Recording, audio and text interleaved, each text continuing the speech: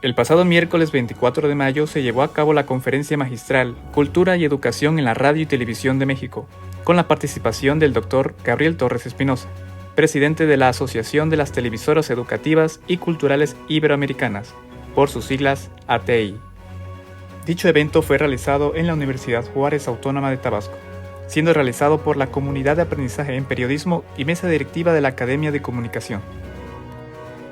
Gabriel Torres Espinosa es politólogo, maestro en Filosofía Política y doctor en Comunicación y Periodismo por la Universidad Autónoma de Barcelona. Director del Sistema Universitario de Radio, Televisión y Cinematografía de la Universidad de Guadalajara. Integrante del Consejo Consultivo del Instituto Nacional de Transparencia y Acceso a la Información y Protección de Datos Personales, así como columnista de Milenio Jalisco. Durante la conferencia, el director explicó sobre la importancia de la ciencia como contenido televisivo, así como de la divulgación científica dentro del periodismo. Esto con la intención de generar una alfabetización científica en la audiencia, es decir, que adquieran más conocimiento y puedan mejorar su calidad de vida. En la entrevista, Gabriel Torres Espinosa nos comenta acerca de los temas que planteó al auditorio. ¿Qué es la divulgación científica?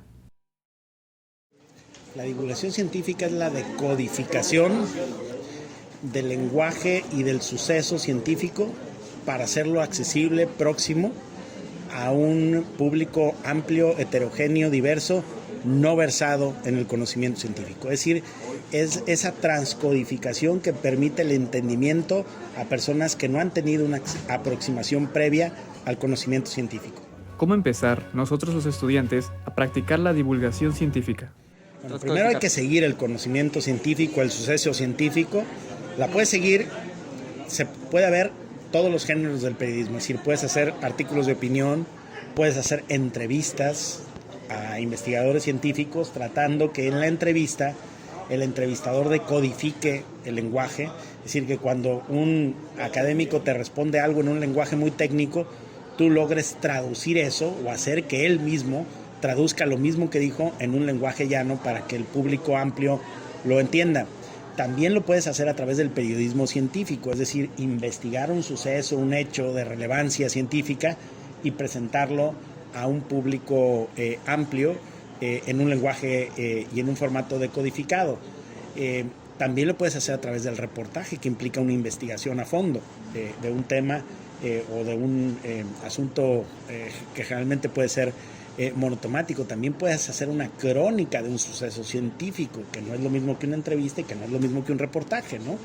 Entonces, puedes utilizar cualquiera de los géneros del periodismo para tener una aproximación a la ciencia y con ello convertirte en divulgador de ciencia. ¿Cuál es el futuro, en México, del periodismo científico?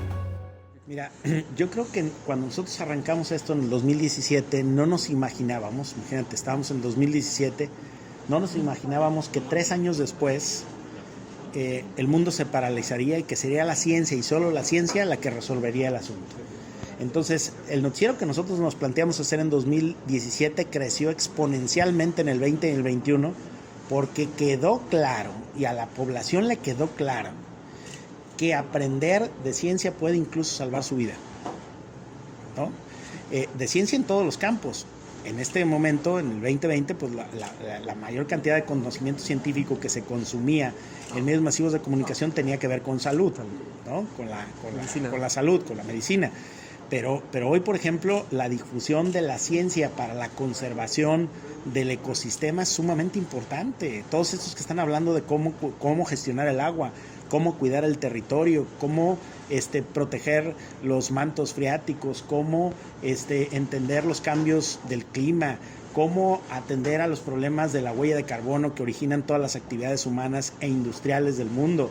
Es decir, todas esas discusiones se dan en el marco del conocimiento científico.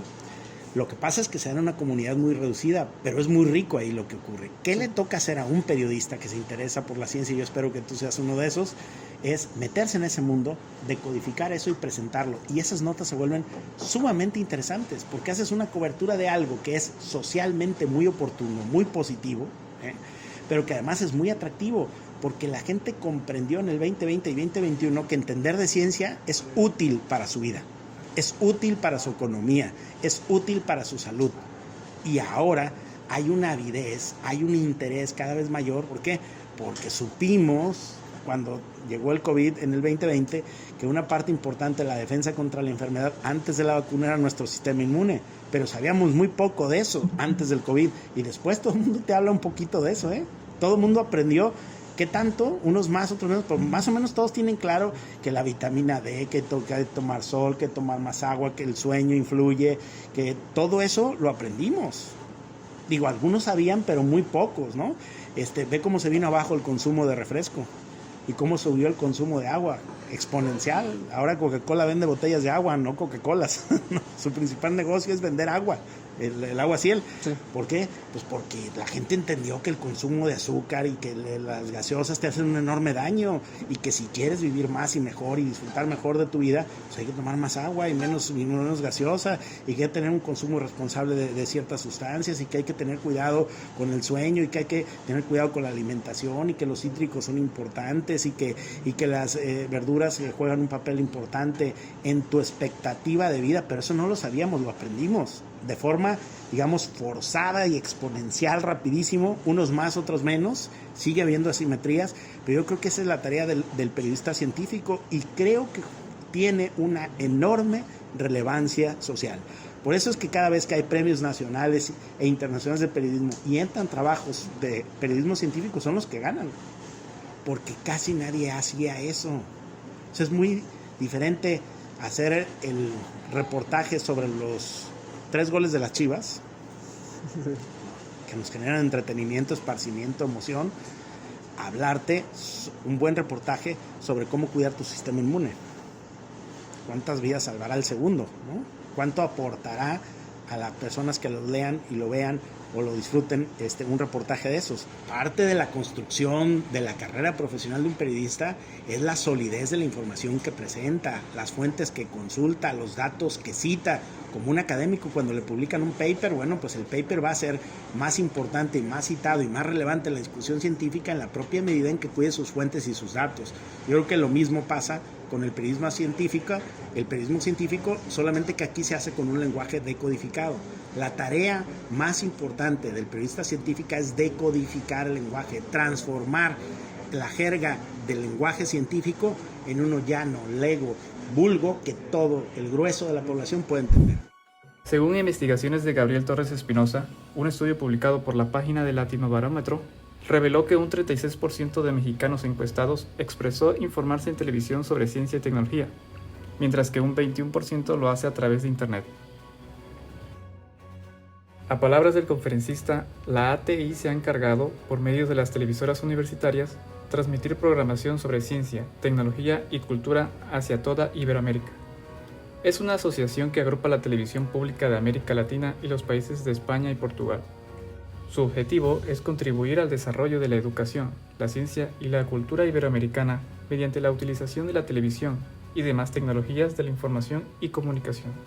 Actualmente cuenta con el noticiero científico y cultural iberoamericano, que se transmite en televisión, radio, redes sociales y plataformas digitales. La ATI imparte talleres y cursos para periodistas y alumnos. El doctor invitó a los alumnos y profesionistas a revisar las convocatorias que abre la asociación, pues dan la oportunidad para colaborar, subiendo periódicamente notas periodísticas de carácter científico y cultural.